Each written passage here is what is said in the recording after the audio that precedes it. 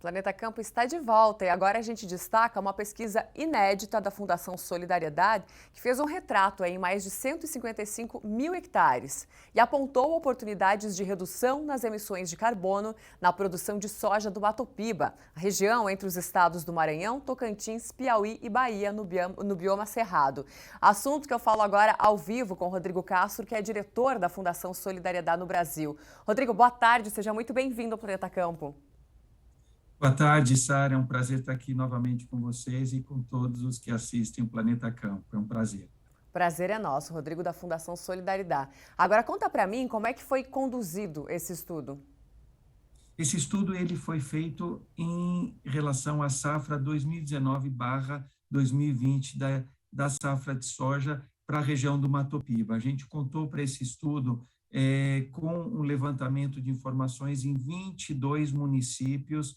Foram 50 propriedades nos 4 estados, no Maranhão, em Tocantins, no Piauí e na Bahia. Então, nós tivemos uma amostra pequena, porém representativa da região, com as diferenças que essa região apresenta, de tão grande que ela é, e diferenças de clima, solo e de técnicas ou práticas produtivas. Então, foi uma proposta para tentar abranger da melhor forma possível as diferenças e a diversidade dessa região tão grande que é o Mato Piba. E eu queria só destacar que esse estudo foi realizado pela Solidariedade e contou com importante apoio do Land Innovation Fund, com o apoio também da IBA, no oeste da Bahia, e também contou com o apoio do governo da Noruega, que foram parceiros importantes para que a gente pudesse apresentar esse estudo agora. Muito bacana, Rodrigo. Agora, de onde que vocês conseguiram identificar que são as principais fontes de emissões dessas fazendas de soja?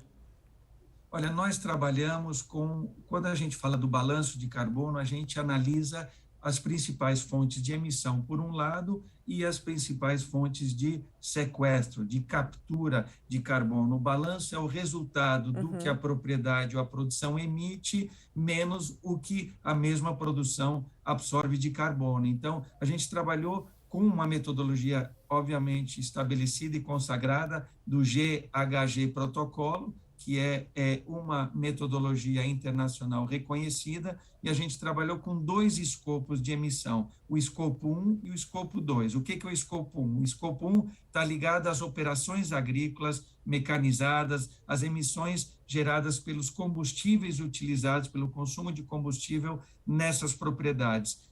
Dentro desse escopo 1, nós também avaliamos as operações de fertilização do solo e correção do solo. Então, quando você faz a correção e faz a adubação, como isso contribui para as emissões, também fizemos isso em relação à decomposição daqueles resíduos que ficam no campo depois que a colheita é feita. Então, esse é o escopo 1, tudo que está ligado diretamente à emissão ligada à produção de soja nessas propriedades. O escopo 2 é um escopo indireto, a gente avalia no consumo de energia da propriedade a pegada de carbono dessa energia que foi produzida, na origem que ela foi produzida. Vamos dizer que a energia é hidráulica ou vem de uma termoelétrica que abastece a propriedade. Isso também é levado em consideração quando a gente analisa o perfil de emissões dessas propriedades.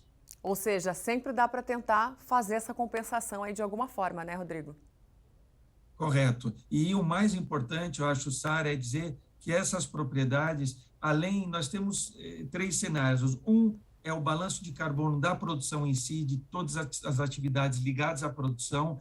Temos também uma atividade de sequestro de carbono, porque se a gente faz um manejo melhorado, adequado do solo, a gente consegue capturar carbono de forma mais eficiente no solo, retirando esse carbono da atmosfera. Já a gente pode falar de algumas práticas que ajudam nisso. E terceiro, que é não menos importante, essas propriedades, eles têm remanescentes de vegetação nativa do cerrado. Dentro do Código Florestal, em média, o produtor deixa 30% da propriedade como reserva legal. Essas reservas legais são importantes estoques de carbono. Imagine que se essas áreas não fossem florestas, todo o carbono que está sequestrado, capturado nessas árvores, seria liberado para a atmosfera. Então, os produtores são grandes guardiões do estoque de carbono que é mantido dentro das propriedades, dentro da parte da vegetação nativa dessas propriedades. Rodrigo, comenta então um pouquinho sobre as práticas.